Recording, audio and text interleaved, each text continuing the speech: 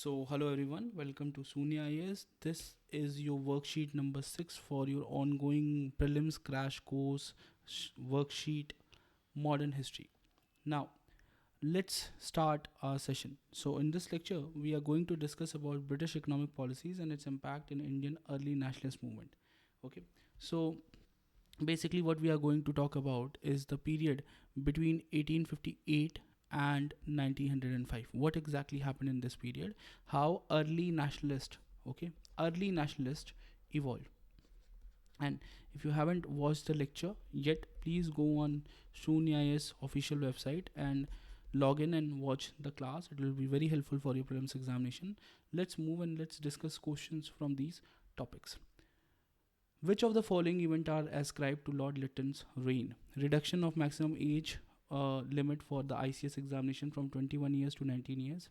The Delhi Darbar, uh, Ilbert Bill controversy, and passing of Arms Act.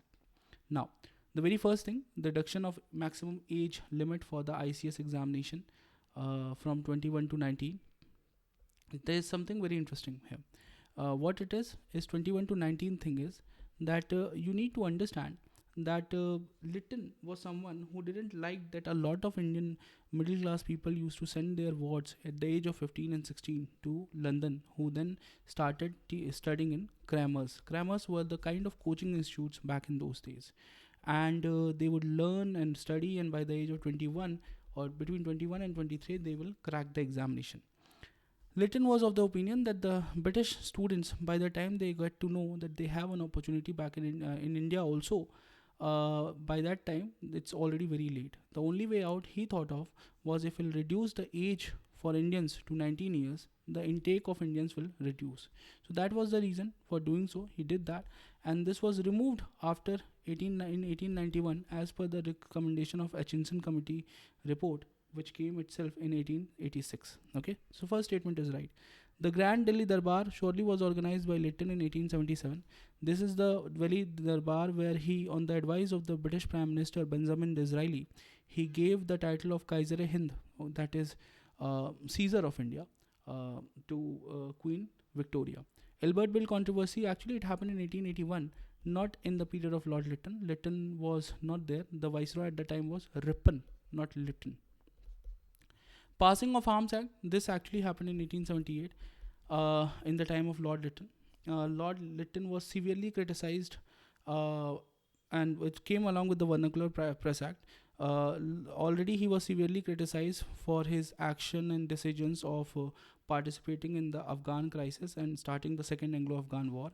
And you will see at this time only, when riots started in many places in Bombay and nearby region, he gave the order that the natives needs to carry licenses for carrying any weapon, not only weapon like gun and pistols and these things, but even like blade and knife or sword or something like that. And that was because it was done on the basis of race, that who can carry without a license the weapon and who cannot. It was considered a racist act, and it was passed by Lytton in 1878. Okay, so for this thing, because the third one is wrong, all other were correct, the correct answer is C. Okay, next one, which of the following were important contributions of Dadabhai Naoroji to the cause of the Indian national movement? He stressed the need for the eradication of all social evils before anything else. He exposed the economic exploitation of India by the British. As the first Indian members of the British Parliament, he spoke about the issue of the Indians. He interpreted the ancient Indian text and restored the self-confidence of Indians. Now, uh, he surely was someone who was extensively working on the economic issue. So he was not something who was talking all the time on social evils. Surely he was, as a social reformer also, he highlighted the various ill practices in the Parsi community, but not on very huge level on social evils. So the first statement can be stated as wrong. He exposed the economic exploitation of India by the British by writing a book, The Poverty and Un-British Rule in India. He was also the first person to calculate the per capita income of the native Indians. Okay, and he explained the economic drain theory. So the second statement is right, first statement is wrong, second statement is right. That itself will give you the answer, that the answer is C. But anyway, As the first Indian member, he was actually not only the first Indian member of the British Parliament who got into through the elected seat, but also the first Asian member. He interpreted the ancient Indian text. This statement is wrong. Okay, so C option is correct over here. Consider the following pairs: name of association, personalities associated: East India Association, Indian National Association, Bombay Presidency Association. Dadabhai Naoroji was founder of the East Asia Association in 1876. That is right. Indian National Association, Anand Mohan Bose was one of the founding members. That is also right. And Bombay Presidency Association was founded in 1884 by Badruddin Tayyabji and Firoz Shah Mehta. All three are right. D is the answer.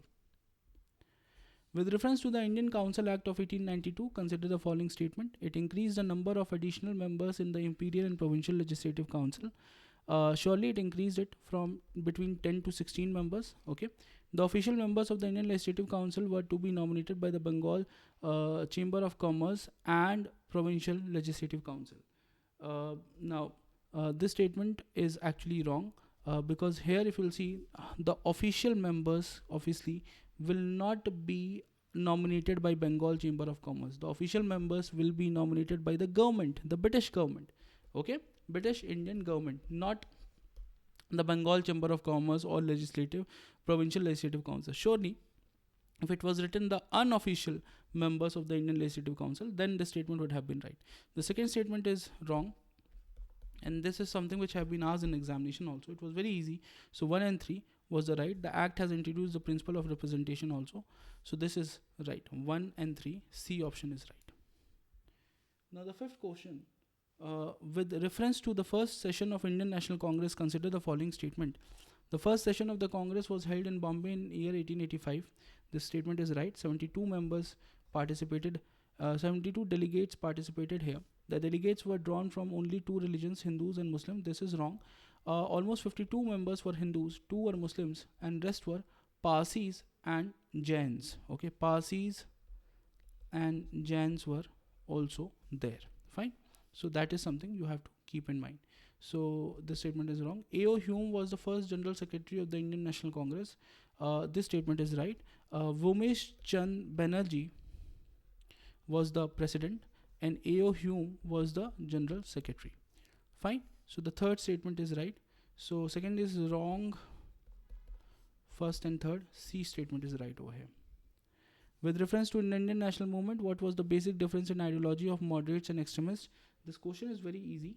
The extremists relied on the use of brute force and annihilation of the British Empire, whereas the moderates wished to achieve the same through secret means. Now, this is an absurd statement. Secret means, what do you mean by secret means? That's absurd. So, the first statement is wrong. The moderates wanted the British to rule longer in the country, while extremists held an opposite view. Now, no one, neither the moderates nor the extremists, no one really wanted British to rule longer. So, surely B option is also wrong. Moderates believe in the providential mission of the British. That is the very idea that Britishers are here and they can teach the Western ideas, the most civilized way of life. That is something which most of the moderates also had a consensus on. So that statement is actually right. Extremists did not want India to become a welfare state. This is absurdity. Extremists actually not only wanted India to become a welfare state, most of the extremist organization went to the extent of taking India towards a socialist idea, just like the Hindustan Socialist Republican Association. Okay, so the C statement is the correct one. The answer is C. Which of the following statement are correct about Surendranath Banerjee? He was the first Indian to be appointed district magistrate in 1883. He was elected as president of Indian National Congress in 1890, and a Bengali newspaper was founded by him. Now, the question is select the incorrect answer using the code given below. So the first statement, he was the first Indian to be appointed district magistrate. Now, Surendranath Banerjee got into the service not once but twice, 1869 and then 1871. And both the times he was kicked out of the service because of saying Britishers came up with some reason. So him becoming the first district magistrate itself could not be possible. The real point that who actually became the first Indian district magistrate is a very difficult question. No one really know. The first deputy magistrate, the position went to Satyendranath Tagore, the first Indian I.C.S, native Indian I.C.S. Now, someone among the four candidates from 1869 batch, okay, Shripad Balaji Thakur, then Bihari Lal Gupta, Surendranath Banerjee, and R.C. Dutt. among all these four, someone became the first district magistrate, but who really became the first district magistrate, that information is not deliberately available anywhere, as we know.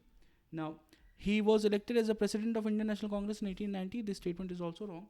He became the president of Indian National Congress in 1895 and 1902, not in 1890. The Bengali newspaper was founded by him. This statement is wrong. He was not someone who founded the Bengali newspaper, but he was the most famous editor of the Bengali newspaper. Okay, so D option is correct here. All of them are incorrect. Okay. Now, next question. Who among the following are associated with the founding of Indian National Congress? William Wedderburn, Dinshaw E. Vacha, A.O. Hume, and Justice John Jardine. William Wedderburn have been founding member as well as Congress president. A.O. Hume was the general secretary in 1885 and was one of the very important personality in the founding of Congress. Dinshaw E. Vacha was also the founding member of Congress. Justice John Jardine was actually the chief secretary of Bombay Presidency in 1895. He was the official who actually signed on the permission letter that Congress will be allowed to be conducted. Okay, and later on he went on. He at that time he was chief secretary. Later on he became judge also, and that's why Justice John Jardine it is written. And after that, after retirement, he went back to England and he became a politician also. Okay, so the fourth option is actually not a founding member of Congress. The answer is A. Fine. Which of the following Congress session with their presidents are correctly matched? 1888 Allahabad George Yule, 1889 Pune session William Wedderburn, 1894 Madras session Alfred Webb, and 1895 Pune session Surendranath Banerjee. Now, already we have discussed that Surendranath Banerjee was the presiding official in 1895 Pune session. That is correct. Okay. So this statement is actually all of four of them are correct.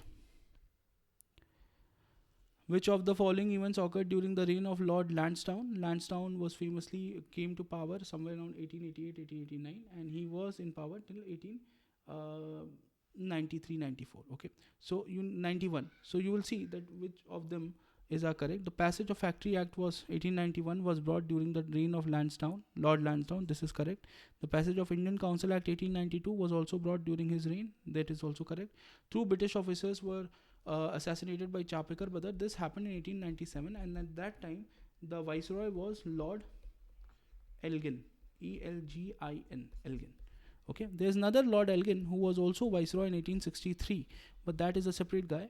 Lord Elgin was the viceroy in 1897 when the Chapekar brothers killed the plague commissioner in Pune, plague commissioner Rand. Okay, and in that case only you will see that Bal Gangadhar Tilak was arrested and sent to jail for 18 months. Okay, so which of them is correct? A option. So this must have given you some basic idea that which kind of questions are going to be asked in the prelims 2023. And if you haven't watched the video yet, video lecture, please go and watch the video lecture for the lecture number 6 of prelims crash course modern history section. If you have any other queries, question, you can approach this phone number and they will try their best to resolve your query. That will be all for now. Let's catch up in the next lecture. Thank you.